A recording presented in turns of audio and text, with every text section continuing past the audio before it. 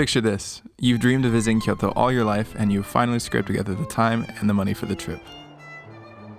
After spending weeks or even months preparing, thousands of dollars on tickets and accommodation, and at least 11 hours in a plane, you arrive in Kyoto. And it's raining. This is actually a pretty common occurrence, especially in the spring or summer months, so today we will be giving you a guide to our 5 favorite rainy day activities in Kyoto.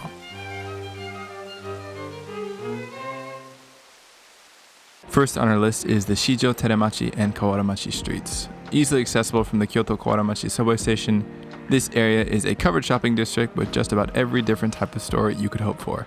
It's super big and you could 100% spend an entire day just walking around and window shopping.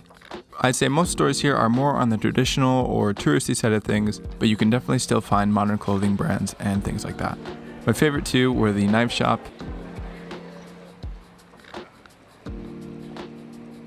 and then the music shop.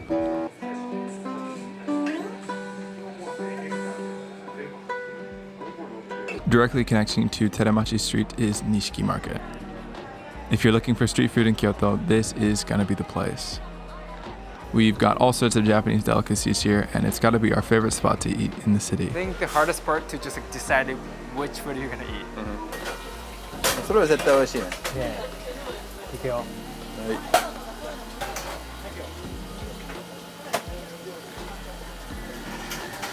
So good. It's like a melted. Really? Oh man, this is probably really good fish. So this is raw fish for those who are wondering. Raw salmon. All right, try the sea urchin. Yeah, but it's kawaii. Yeah, just have like a big portion. Do I dip it? Just a little bit? Yeah.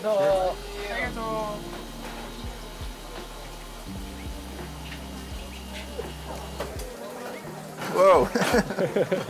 Whoa. I don't like it. Nah, it's not terrible. It's just weird. You should try it. Everyone should try it. I mean, every Japanese people love Really? this kind of things. Salmon. The salmon though is amazing. Even when it's raining, temples and shrines aren't actually completely out of the picture. A lot of shrines actually have gardens with covered walkways, so even if it's raining, you can still enjoy the beauty of traditional Japanese gardens without worrying about getting wet. A great option for this would have to be Toji Temple. Of course, you'll probably have to use an umbrella on the way, but the temple's garden is really beautiful and the entire garden path is completely covered. Another bonus is that this is one of the lesser known temples in Kyoto, so you really don't have to worry about crowds. Next up, we have Okashi-dzukuri. Right next to the Kyoto station, there are a few small shops where you can actually get the opportunity to make your own Japanese sweets. Are you pretty good with your hands, Kay? I think so. Think so? I've been playing piano for like 15 years. Let's see if your piano skills translate.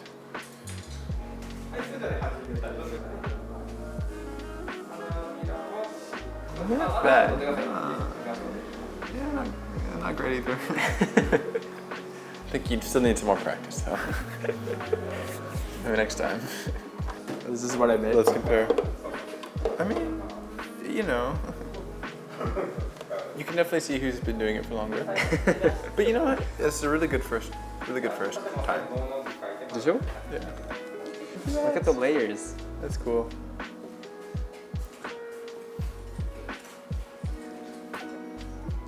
Oishii. It's yummy. It's really yummy. So like as a kid, do you know what Play-Doh is? Okay. Yeah, Play-Doh. Nendo. So as a kid, you look at Play-Doh and you're like, that gotta taste good. It just looks like it would taste good, and it doesn't at all. But this is like the real life Play-Doh that actually you can eat and that actually tastes good. Like this is what I wanted the Play-Doh to taste like in my mind. It was super good. It's very soft. Super It's very soft. kind. It's like sweet, but not too sweet. Edible Play-Doh.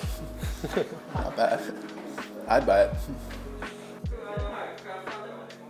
Alongside sweets, they also have shops where you can try making sushi as well. Right next to the mall where the Okashi-dzukuri shops are, you will find Yodobashi Camera. This is a very large electronics store that sells anything from washers and dryers to gaming PCs. Especially if you're a camera nerd like me, this store is incredibly fun and highly recommended. I think this is what I want to get in the future.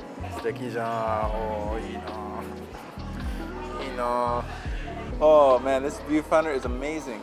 It's huge. Freak. You try a chair out, Kay? How's it feel? It's good. I mean, Give us your honest opinions.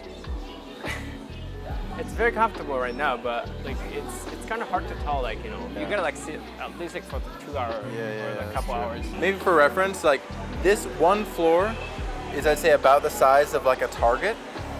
You know, it's like about that wide.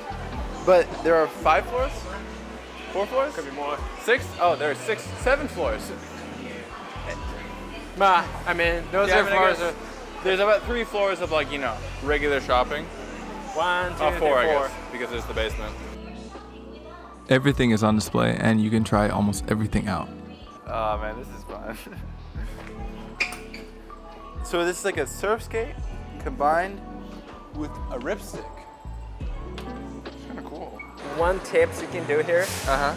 This type of store, you can negotiate the price. Oh, wow. I mean, we're in Kyoto. I'm from Kansai. All the Kansaijin do like a negotiation all the time. Right. So, I mean, I don't think I'm gonna buy anything today. But when you buy, you're just gonna call the Tainin-san, server, and they just like, Staff. ちょっと安くなりませんか? Or is it gonna be like a little bit cheaper? 聞いたら You might need a Japanese speaker for that though. You might not be able to do that in English. just say like cheap. They understand. Yeah, probably. Kyoto is a really fun city with lots of different things to do, so even if you happen to be here on a rainy day, it is more than possible to still have a great time exploring Japan. Thanks for watching. Feel free to check out our website if you're interested in having more help with your trips to Japan. See you on the next one.